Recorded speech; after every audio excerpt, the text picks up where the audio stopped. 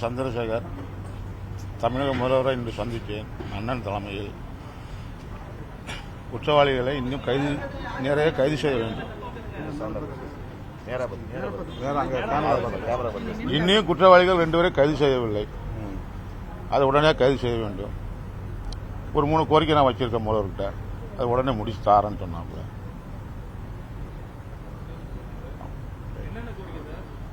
இல்லை கோரிக்கை வச்சுருக்கோம், எழுதி கொடுத்துருக்கோம். இன்னொரு தம்பி இருக்கிற பையன், அவருக்கு ஒரு அரசு வேலை இருக்காரு. என் மனைவி வேலை பார்க்காமல ஒரு பக்கத்தில் டிரான்ஸ்ஃபர் கட்டிருக்காரு. குற்றவாளிகளை விரைந்து கைது செய்ய வேண்டும். இன்னும் கூலிப்பட முதலமைச்சர் என்ன சொன்னார் சார்? நேரடியாக பார்த்தீங்க, என்ன ஆறுதல் சொன்னாரு? இல்லை தைரியமாக இருங்க, நாங்கள் எல்லாமே நடவடிக்கை எடுக்கணும். உடனே எங்களுக்கு கோரிக்கை நிறைவேற்ற ஆரம்பித்தாங்க. சிபிசிஐடி விசாரணை நடந்தது. உங்களுக்கு எவ்வளவு? இல்லை ஓரளவு திருப்தியாக போய்கிட்டு இருக்கு. இன்னும் 2-3 பேரை பிடிக்க வேண்டியது. இன்னும் நிறைய பேர் பிடிக்க வேண்டியது இருக்காங்க. உங்களுக்கு நிறைய சப்போர்ட்டர்ஸ் நிறைய பேர் உங்களுக்கு ஆதரவு நிற்கிறாங்க. அது எவ்வளவு முக்கியமாக பார்க்குறீங்க? இல்லை அவங்க ஆதரவு தானே நானும் கொஞ்சம் தைரியமாகவும் இருக்கேன். அச்சுறுத்தல் இருக்காங்க? அச்சுறுத்தல் ஒன்றும் இல்லை.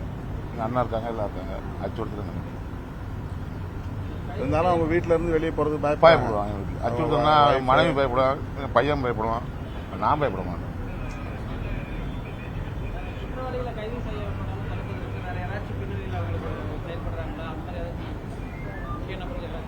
இல்லை தடுப்பதற்கு சொல்லியிருக்கேன், யாரெல்லாம் சொல்லியிருக்கேன். அண்மையில் ஆணவ படுகொலைக்குள்ளான கவின் அவர்களின் தந்தை திரு சந்திரசேகர் அவர்கள் இன்று மாண்புமிகு முதல்வர் அவர்களை நேரிலே சந்தித்து தம்முடைய குடும்பத்தினருக்கு உரிய பாதுகாப்பு வழங்க வேண்டும், தொடர்புடைய குற்றவாளிகள் அனைவரையும் கைது செய்ய வேண்டும், அந்த கொலையில் கூலிப்படையினருக்கும் தொடர்பு இருப்பதாக தெரிகிறது, எனவே யாரும் தப்பித்து விடாமல் இருக்கக்கூடிய வகையிலே உரிய நடவடிக்கைகளை மேற்கொள்ள வேண்டும் என்று வலியுறுத்தியிருக்கிறார். அத்துடன் தன்னுடைய இளைய மகனுக்கு அரசு வேலைவாய்ப்பு வேண்டும் என்றும் கோரிக்கை விடுத்திருக்கிறார். முதல்வர் அவர்கள் கனிவுடன் இந்த கோரிக்கைகளை செவிமடுத்தார். நிறைவேற்றுவதற்கு உரிய நடவடிக்கைகளை மேற்கொள்வார் என்று பெரிதும் நம்புகிறோம்.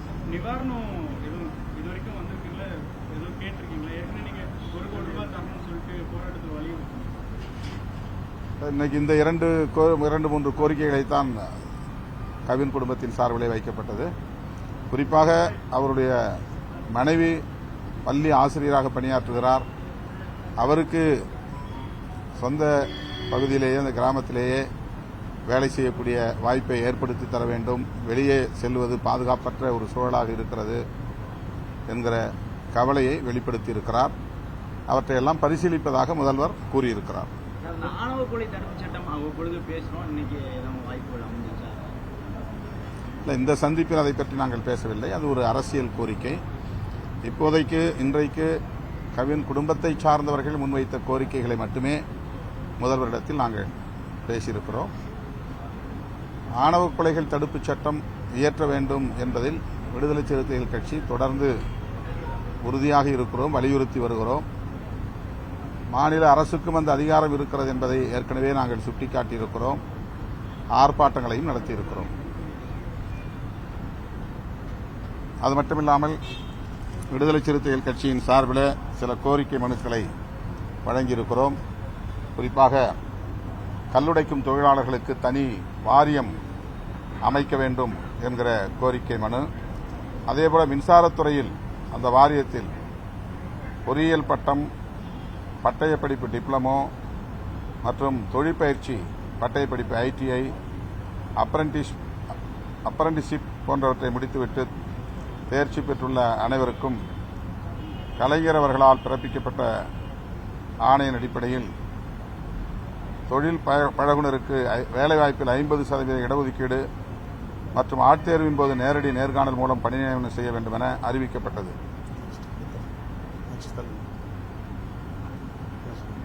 அந்த கோரிக்கைகளை இன்றைக்கு முதல்வரிடத்திலே அவருடைய கவனத்திற்கு கொண்டு போயிருக்கிறோம். தொழில் பழகுனர் பயிற்சி முடித்தவர்களுக்கு ஆட்தேர்வின் போது கொள்கை ரீதியாக குறைந்தபட்சம் 50% இடஒதுக்கீடு வழங்க வேண்டும் அப்படிங்கிற கோரிக்கை வச்சிருக்கிறோம். இரண்டாவது கல்லுடைக்கும் தொழிலாளர்களுக்கு தனி வாரியம். மூன்றாவது இந்த நோய் தொற்று காலத்தில் பணியாற்றிய கொரோனா காலத்தில் பணியாற்றிய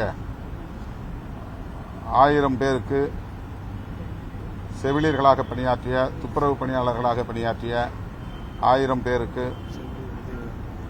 அரசு மருத்துவமனைகளில் வேலைவாய்ப்பு வழங்க வேண்டும், பணி நிரந்தரம் செய்ய வேண்டும் என்கிற கோரிக்கையை முன்வைத்திருக்கிறோம்.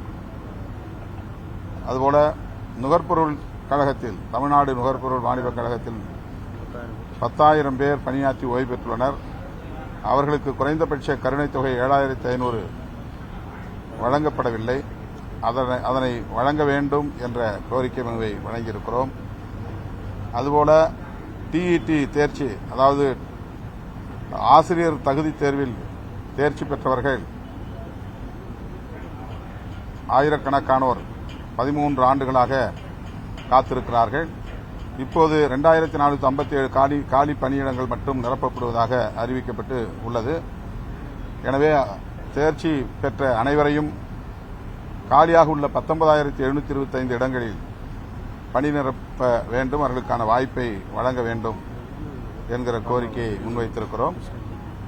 அதுபோல கன்னியாகுமரி மாவட்டத்தில் காணாமல் போனவர்கள் 11 பேர், அவர்கள் மீன்பிடி படகுகள் விபத்து எந்த வாழ்வாதாரமும் அவர்களுக்கு வழங்கப்படவில்லை. அவர்கள் மிகவும் வறிய நிலையில் சிரமப்பட்டு வருகிறார்கள். அவர்களுக்கு இழப்பீடு வழங்க வேண்டும். அது மட்டுமில்லாமல் விபத்துகள் ஏற்படாத வகையில் கட்டமைப்பு வசதிகளை உருவாக்கி தர வேண்டும் என்று கோரிக்கை வைத்திருக்கிறோம். அதில் 11 பேர் பெயரோடு அவருடைய இறப்பு தேதி உட்பட உறுதிப்படுத்தி வழங்கியிருக்கிறோம்.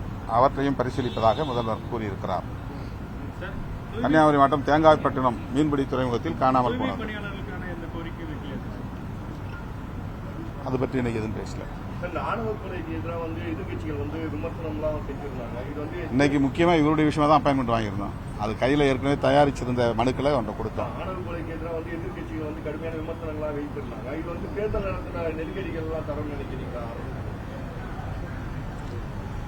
இல்ல இது மிகவும் முக்கியத்துவம் வாய்ந்த ஒரு கோரிக்கை. இதை தேர்தல் அரசியலோடு பொருத்தி பார்க்கக்கூடாது. சமூகத்தில் நிலவுகிற கொடிய நோய்களுள் சாதி அடிப்படையிலான இந்த ஆணவ கொலைகள். எனவே அதனை தடுக்க வேண்டிய பொறுப்பு ஆட்சியாளர்கள் யாராக இருந்தாலும் அவர்களுக்கு உள்ளது. அந்த அடிப்படையில் இந்த கோரிக்கையை நாங்கள் தொடர்ந்து வலியுறுத்தி வருகிறோம். தூய்மை பணியாளர்கள் விஷயத்தில் நான் ஏற்கனவே சொன்னது, சில பேர் தவறாக புரிந்து கொண்டு விமர்சிக்கிறார்கள்.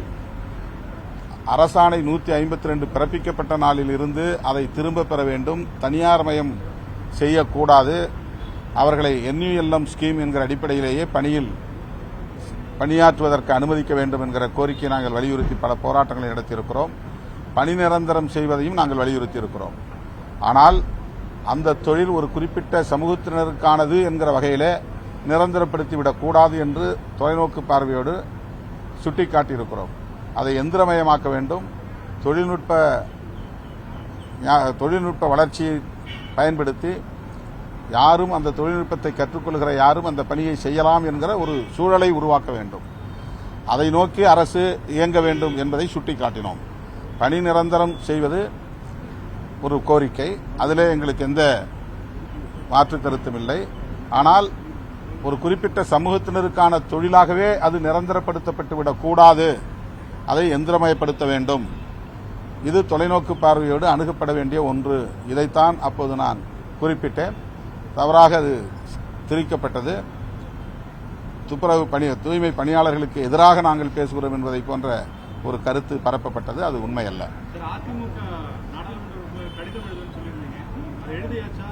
கடிதம்லாம் எழுதியாச்சு. ஒவ்வொருத்தருடைய இமெயில் தேடி எல்லாத்துக்கும் அனுப்பிச்சிருக்கிறோம்.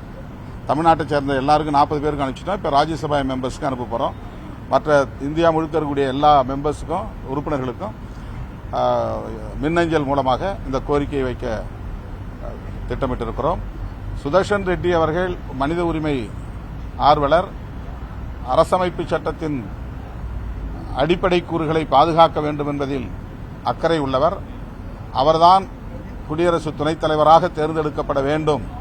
இதிலே தமிழர் அல்லாதார் என்கிற அடையாள அரசியல் தேவையில்லாதது என்பதை வலியுறுத்துகிறோம். ராமநாதபுரம், சிவகங்கை மாவட்டத்தில் 20 இடங்களில் வந்து ஹைட்ரோ கார்பன் சோதனை கிணறுகளை அமைக்க தமிழர் வந்து அனுமதி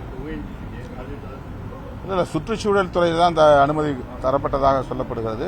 அரசு அதற்கு அனுமதி தர வாய்ப்பில்லை என்கிற தகவலை ஏற்கனவே வெளிப்படுத்தியிருக்கிறது தமிழ்நாடு அரசு.